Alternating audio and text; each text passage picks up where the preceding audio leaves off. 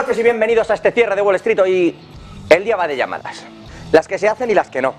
Las que hacen, por ejemplo, la secretaria de Comercio Raimondo y Wang Wenbin desde exteriores en China, o las que le hace Vladimir Putin a Narendra Modi, presidente de Rusia a presidente de India. Han hablado, han departido sobre temas fundamentalmente comerciales. Y en el comunicado, fíjense si le da importancia a la llamada Rusia, que en el comunicado que saca el Kremlin dicen que lo que va a haber a partir de ahora es una asociación estratégica especialmente privilegiada. Ha hablado Putin de los estrechos vínculos que tiene ahora mismo Rusia con la India, y en esa llamada telefónica dice que las relaciones entre ambos países lo que están es desarrollándose progresivamente en un espíritu, insisto, de asociación estratégica especialmente privilegiada.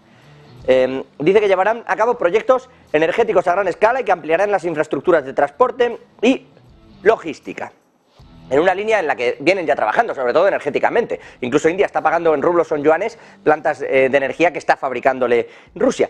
La lectura por el lado indio, no han hablado, no le han puesto adjetivos a esa relación entre uno y otro.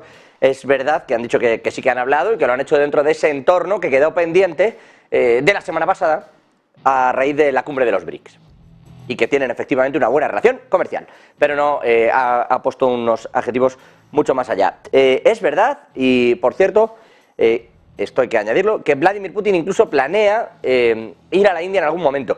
Lo relevante en realidad es que donde va a ir seguro es a China, a pesar de la orden de arresto internacional que pesa sobre él, sobre todo porque en China es evidente que mucho tienen que cambiar las cosas para que esa orden de arresto llegue a ningún término. Ya ha dicho Vladimir Putin que allí, y a no tardar mucho, antes de que acabe el año, irá de visita oficial el presidente ruso a encontrarse con su homólogo, con Xi Jinping, para hablar de esos lazos comerciales que ya tienen y para hablar de cuál es el intercambio energético en el futuro.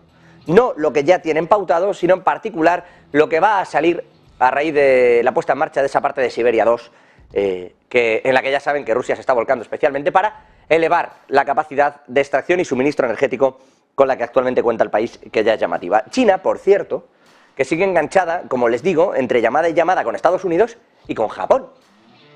Japón, de hecho, ya ha dicho que de seguir así las cosas, y si China no rectifica, va a demandar al gobierno de Xi Jinping y a China mismo, al ejecutivo chino, por malas prácticas ante la Organización Mundial de Comercio, y que reclamará incluso indemnizaciones si fuera pertinente, en base o en aras a lo que está realizando China. Ya saben que desde que tomara la decisión Japón de verter las aguas contaminadas, aunque dicen desde la Agencia Internacional de la Energía que no hay un nivel de contaminación, que no son peligrosas, que no hay nivel de contaminación suficiente como para que se produzca ningún tipo de alarma, y ni que tampoco se produzca ningún tipo de infección, ni de contaminación, etcétera, etcétera. Bueno, a pesar de eso, está vertiendo esas aguas, o con ese visto bueno, está Japón vertiendo esas aguas que tenía almacenadas en Fukushima, en la central, donde tuvo lugar el accidente nuclear, y donde, por cierto, siguen almacenando otra clase de agua para intentar frenar lo que ocurrió en ese momento y que todos los reactores sigan así, pero lo que están es drenando al mar el excedente de agua para poder seguir metiendo. Insisto, dicen que no hay peligro. La realidad es que China ha tomado esto como un problema. Esto hay que contextualizarlo. A China también le viene bien cargar contra el comercio de Japón. Hay que tener en cuenta que el país que más pesca, incluyendo evidentemente Japón, en aguas de Japón es China. Es decir, que en realidad prohibir el comercio o lo que pueda haber sacado de allí Japón es lo mismo que estás sacando tú, que es uno de los argumentos de Japón. Pero claro, China le ha puesto coto y veto a todo lo que tiene que ver con esa región y con esa pesca, además de algunos otros alimentos que pudieran tener que ver con todo esto en China. Es decir, que Japón tiene prohibida esa venta ahora mismo en China, no se están consumiendo. Ocurren dos cosas. Uno, le das un rejón al socio estratégico de Estados Unidos en esa zona. Y dos, aprovechas para impulsar el consumo interno de esos productos, en detrimento, evidentemente, de un agente externo, como es Japón en este caso. Eso está haciendo China. Claro, a Japón le parece que esto no tiene nada que ver con el vertido de agua, así que es una decisión puramente política. Bueno, vamos a verlo. La realidad es que el conflicto entre ambos países está llegando a tal punto que han llegado a lanzarse piedras incluso en la embajada de Japón en Beijing. Han arrojado huevos contra el edificio de esa embajada.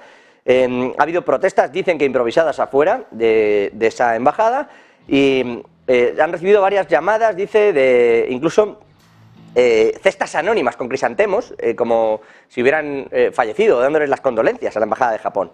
Desde el Ministerio de Relaciones Exteriores, Wang Wenbin dice que, por todo referirse a este asunto, que China garantiza la seguridad y los derechos legales de todos los ciudadanos extranjeros.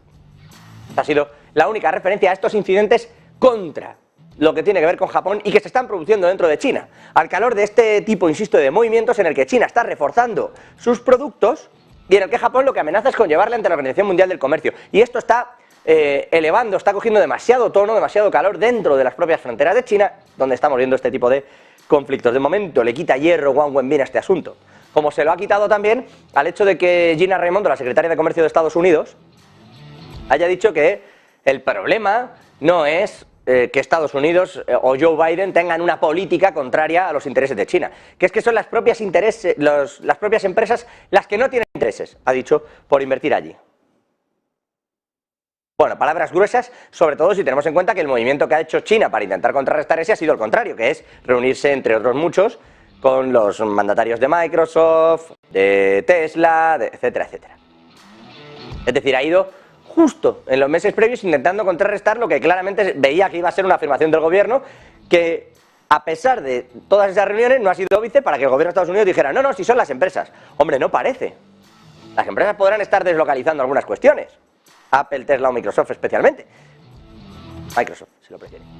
Pero la realidad es que se estén o no deslocalizando, sí tienen un interés también por seguir en China. Y la realidad también es que lo que está haciendo Estados Unidos es premiar con sus políticas que se vayan de allí. De hecho, ya no solo es que les bonifique en Estados Unidos, es que les dan una bonificación por todo lo que trasladen de China a otro sitio. Entonces, pues no se puede decir que es que no les interese, no les interesa si lo que quieren es cobrar del dinero de Estados Unidos, de Joe Biden. ¿No? Puede que sí. En fin, en esas vicisitudes están entre China y Estados Unidos.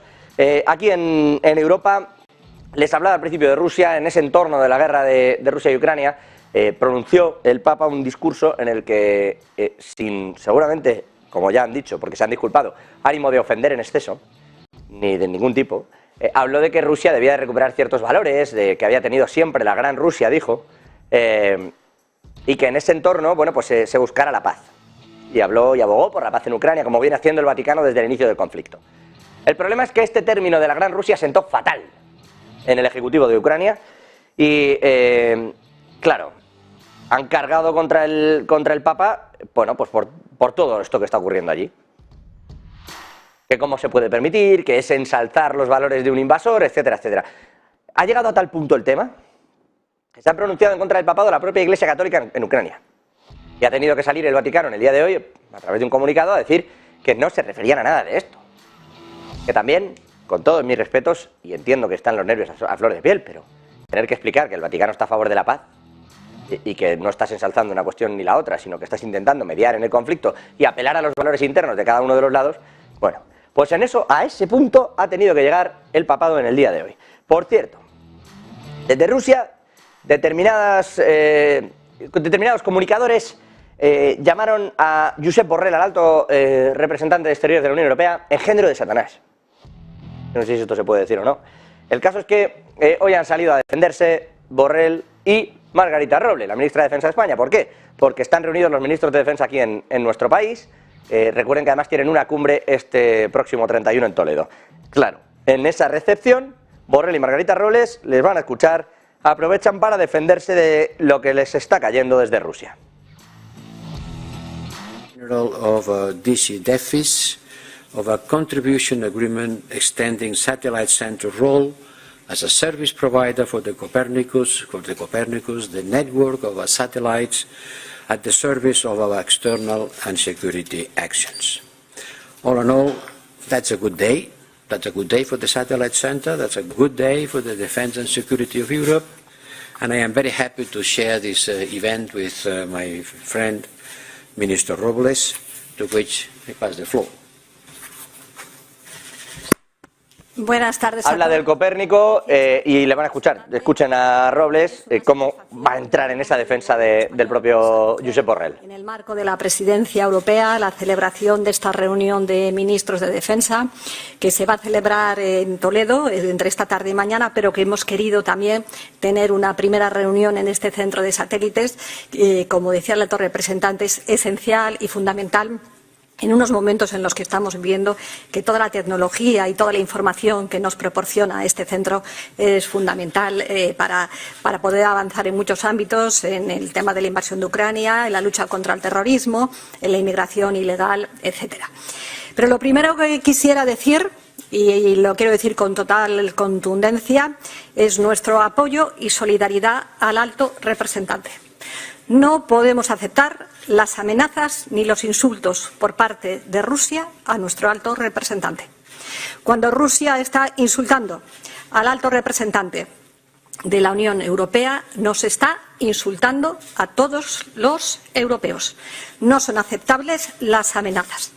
Rusia tiene que saber que la Unión Europea va a seguir apoyando a Ucrania, porque apoyar a Ucrania es apoyar la paz en el mundo, es apoyar la democracia, los valores que la democracia representa. Bueno, ya entra en este asunto del apoyo a Ucrania, que yo creo que no creo que nadie en Rusia esté pensando que la Unión Europea vaya a cambiar de pronto su lado de apoyo. El caso es que, como les decía, le habían lanzado ese insulto a Borrell, ojo, a la ministra Robles, defendiendo con vehemencia a su compañero, al que fuera también su compañero de partido, por cierto, desde el propio Partido Socialista. Al hombre que estuviera en el Consejo de Abengoa vendiendo acciones antes de que Abengoa quebrara. Bueno, a Josep Borrell, al alto representante, como dice ella, de Exteriores de la Unión Europea, al que efectivamente, contra el que han cargado las tintas desde Rusia, como bien comenta la ministra de Defensa, y a quien ha defendido Margarita Robles, diciendo que si atacan o se meten con Borrell, pues están haciendo e insultando a toda la Unión Europea. Todo esto en Europa. En Estados Unidos, si me permiten, protagonista nuevamente Joe Biden. Archivos Nacionales de Estados Unidos lanza un comunicado ante una pregunta desde los congresistas republicanos acerca de los seudónimos y los correos que Joe Biden pudo haber intercambiado con seudónimo durante su etapa en la vicepresidencia del Ejecutivo de Barack Obama y de lo que se pudo haber beneficiado su hijo Hunter Biden. Dicen los archivos nacionales que tienen 5.400 correos electrónicos que podrían proceder, son potencialmente atribuibles a esos seudónimos utilizados o presuntamente utilizados por Joe Biden. 5.400 correos. Casi escribía más así que como vicepresidente. 5.400.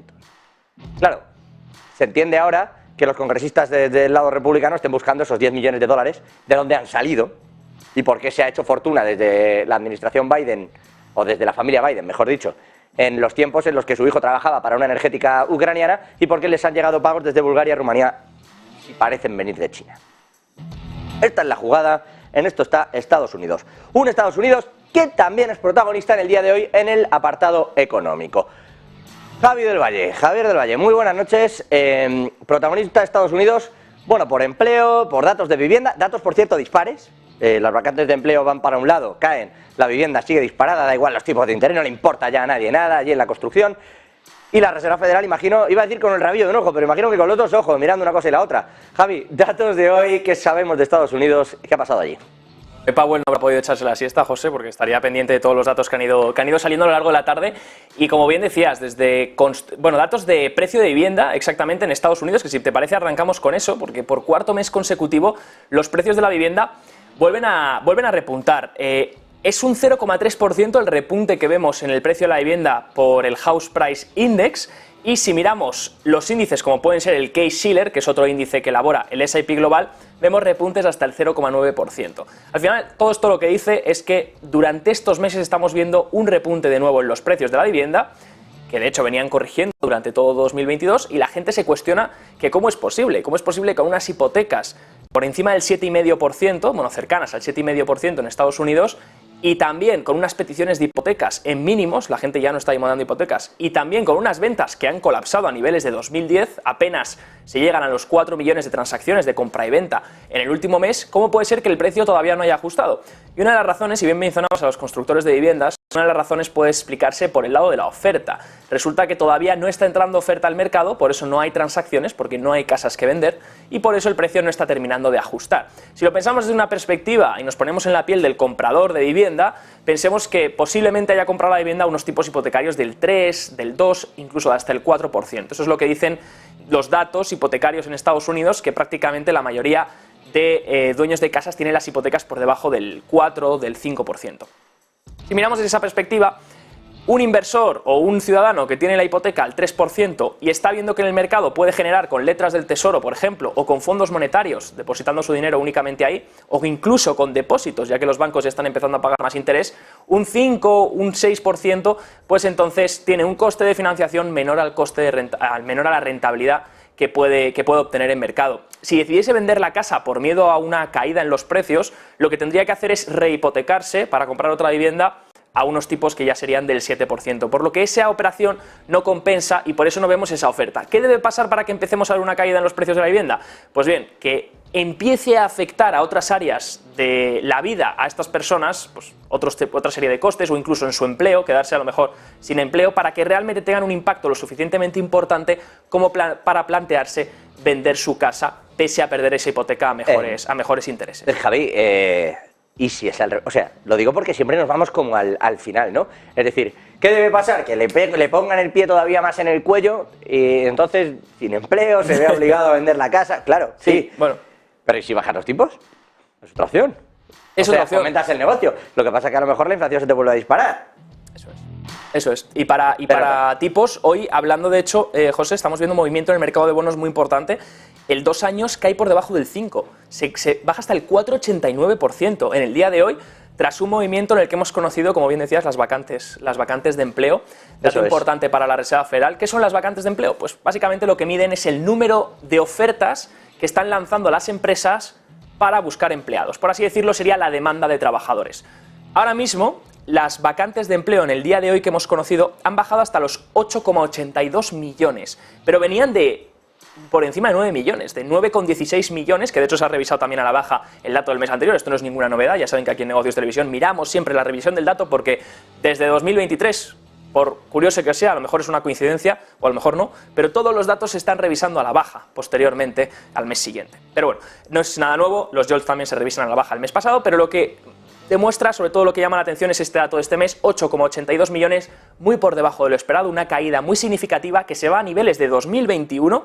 ¿Y esto qué significa? Pues que poco a poco las empresas están buscando a menos personas, están buscando menos puestos que cubrir, menos vacantes de empleo. Esto es bueno para la Reserva Federal, pero hay que matizar. Es bueno por un lado porque recuerden que la Reserva Federal quiere buscar el equilibrio en el mercado laboral. ¿Para qué busca el equilibrio? Para que no haya ese repunte de inflación o esa espiral inflacionaria en los salarios. Si resulta que los desempleados están en el entorno de 6 millones en Estados Unidos y los JOLTS, las vacantes de empleo, estaban por encima de 11 millones, casi el ratio era de 2 trabajos, 2 vacantes de empleo por cada persona desempleada. Eso es un ratio muy alto y permite a los empleados, o permite a la gente que está buscando trabajo, poder negociar mejores condiciones, poder buscar unos salarios más altos, que luego otra cosa es que lo consigan en el entorno actual.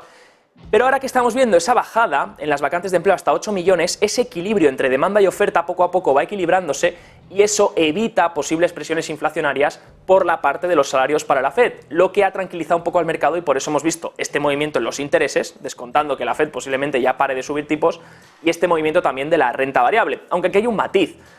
Mientras se busque el equilibrio todo puede salir muy bien y puede ser una jugada perfecta de Powell haber equilibrado el mercado laboral.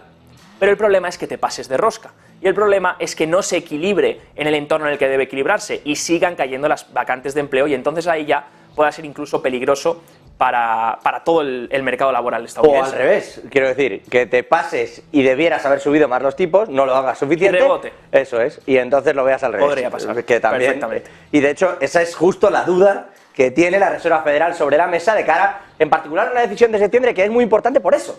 Porque va a marcar si decide que ya se ha parado o si, oye, un último esfuerzo porque mejor darle un guantazo y que las vacantes se vayan a mal y que el empleo se destruya y que efectivamente tengamos un pequeño daño por ahí, que no, que el personal se confíe y con unos tipos tan altos no hayamos evitado que la inflación siga disparada. Porque entonces a ver cómo agarramos, cómo sujetamos ese lobo. Ya lo veremos. Javi. Gracias, volvemos en un ratito y lo vemos. En directo, a estas horas, Kamala Harris. Enseguida vamos también con lo que está ocurriendo en Alemania. Antes, vámonos con la vicepresidenta de los Estados Unidos en estos momentos. Bueno, hablando entre otras muchas cosas de los Bidenomics, con el propio presidente de los Estados Unidos allí. The total cost of prescription drugs at $2,000 a year.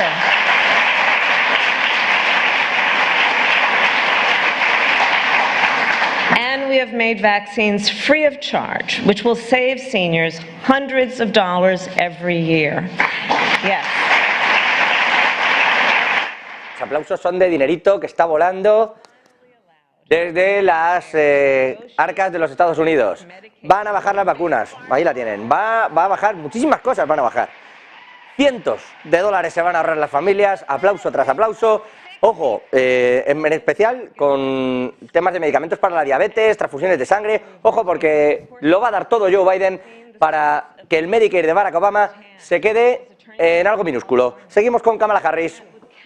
Families who are often quietly suffering because they or a loved one could not afford the medication they needed and were prescribed. I investigated drug makers that tried to stop production of cheaper generic versions of their drugs, and we held them accountable. And we intervened in the merger of hospitals that could have resulted in less competition or increased cost for their patients. All that to say, there are many factors that drive up healthcare costs and make medications more expensive. And President Biden and I will continue to use every tool at our disposal to bring these costs down. And we will hold accountable those who try to put profits ahead of the health and well-being of the American people.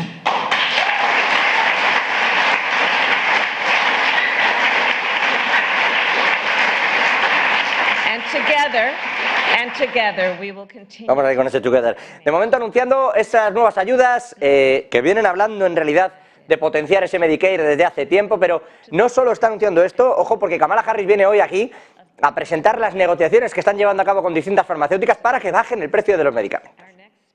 Esto no quiere decir, lo digo para, me imagino, yo sé que ustedes además no son nada ingenuos, pero esto no quiere decir que Kamala Harris se haya sentado y le haya dicho, oiga, ¿lo están pasando mal los americanos? ¿Baja usted el precio? Ah, perfecto. No. Lo que quiere decir es que va a poner mucho dinero el gobierno americano para que la farmacéutica deje el precio de comercialización más barato a cambio de haberlo obtenido por detrás por parte de acuerdos con el gobierno americano. Volvemos hasta allí. Seguimos escuchando. I also live with a rare blood cancer and type 2 diabetes, two health conditions that require very expensive drugs. Every month, the treatment I need to stay alive costs $16,000. I have been a hard worker all my life, and I always had to work multiple jobs simultaneously so I can afford my medication. Ciudadano estadounidense afectado por el tema de la diabetes, comentando cuál ha sido los costes que les ha llevado a cabo. Fíjense lo relevante de todo esto. A la derecha, el presidente del Ejecutivo estadounidense y a su izquierda la vicepresidenta. Volcada la administración de Biden en impulsar el apoyo especialmente a la diabetes, insisto, pero hay muchas otras, están hablando también de medicamentos contra determinados tipos de cáncer, etcétera, etcétera, en impulsar las ayudas desde la administración norteamericana, ayudas, insisto, que es el bolsillo del contribuyente, es decir, a los más de casi 400.000 millones metidos a través de la Inflation Reduction Act, que nada tiene que ver con la inflación, que en realidad son premios a las empresas que construyan, produzcan y trabajen y generen trabajo en Estados Unidos. Es dinero del contribuyente, bueno, pues más dinero del contribuyente, en este caso, para los afectados por determinados tipos de enfermedades. Joe Biden, con esta sonrisa, bueno, vamos a volver hasta allí, les escuchamos. Igual saca una pizarra y nos explica también algo como ha hecho en estos últimos días. Vamos a seguir escuchando lo que allí ocurre. Si les parece, y mientras habla también e interviene Joe Biden, enseguida volvemos con ello, les adelantamos también un dato que tiene que ver con Alemania. En Alemania están lanzando un flotador a una economía que se está ahogando. Las empresas quieren salir del país porque el coste energético es espectacular. Las ayudas no están llegando, como sí pasa en el caso de Estados Unidos. Y acaban de hacer una propuesta desde el SPD, desde el partido de gobierno de Olaf Scholz, para congelar 3 años el precio de los alquileres, pero es que además van a bajar determinados tipos de impuestos. Están intentando incentivar la economía por un lado y por el otro para evitar que las empresas huyan. Javi Luengo, Negocios Televisión. Ese paquete de Alemania, ¿en qué consiste? ¿En qué trabaja ahora mismo el gobierno de Scholz? Cuéntanos, muy buenas noches. Sí, ¿qué tal? Muy buenas. En concreto es la coalición gobernante de Alemania, socialdemócratas, los de Olaf Scholz, también los verdes y los liberales de Christian Lindner, los que han dado hoy luz verde a un paquete ampliado de medidas de apoyo fiscal básicamente para la columna vertebral de la economía alemana, las pequeñas y las medianas empresas. En concreto es una desgravación fiscal de unos 7.000 millones de euros más o menos contabilizados según los cálculos del Ejecutivo de Berlín como parte de un plan de 10 puntos, un decálogo diseñado para, en otras palabras, y en breve, sacar a la mayor economía de la Unión Europea del estancamiento de la recesión técnica en la que entraba hace apenas unos trimestres. Presentados por primera vez el mes pasado, esto no es nuevo, pero sí que es nuevo los puntos individuales que hemos ido conociendo. Valorados estos apoyos inicialmente en unos 6.000 millones de euros, se centran en esto, las pymes alemanas, un paquete fiscal que se suponía que iba a pasar ya hace 2 meses por el gabinete, pero que tuvo el problema de la ministra de Familia, los verdes, Lisa Paus, quien exigía a Christian Lindner, el ministro de Finanzas, el liberal, que reservara más dinero para las prestaciones por hijos. Fue la última disputa de una frágil alianza, la del gobierno de Scholz, formada por los socialdemócratas, como decíamos, los verdes y los demócratas libres de Lindner, en otras palabras, liberales. Al final, Lindner y Paus han dejado de lado sus diferencias y han anunciado un pacto sobre manutención infantil, allanando el camino para que ambos proyectos de ley sean aprobados por el gabinete de Scholz mañana mismo, el miércoles, enviados al Parlamento, al Bundestag para consulta y una eventual aprobación si todo sale como se espera. Scholz ha dado a conocer estos 10 puntos, este decálogo del plan fiscal de Alemania para fomentar la inversión, para impulsar la competitividad y la productividad, básicamente a medida que Alemania avanza en una transición económica, dicen, más respetuosa con el clima y tecnológicamente avanzada. La mayoría de las medidas ya han sido anunciadas, incluida un fondo especial para el clima y la transformación, en este caso ya hasta 2027, por valor de unos 212.000 millones de euros. Sobre la mesa y principal ese dato, desgravación fiscal de 7.000 millones para las pymes de la primera economía del mundo. Espera así Scholz salvarse de la recesión más allá de la técnica en los próximos trimestres. Bueno, más allá de la técnica y en la que está embarcado, porque va a cerrar así 2023 con unos salarios, ojo, que ahora estamos viendo cómo repuntan ligeramente, no viene bien para la inflación, con unos gastos energéticos que no quieren asumir las empresas exportadoras, que están buscando deslocalizarse de Alemania, ese es el nivel, y con un sector inmobiliario que sigue subiendo y que tiene problemas con los famosos lugares de alquiler, y por eso van a congelar el alquiler, quieren congelar el alquiler durante 3 años. Las ciudades que han hecho algo parecido han tenido unas burbujas espectaculares, por ejemplo San Francisco. Vamos a volver con Joe Biden, vamos a volver ahora sí con el presidente de los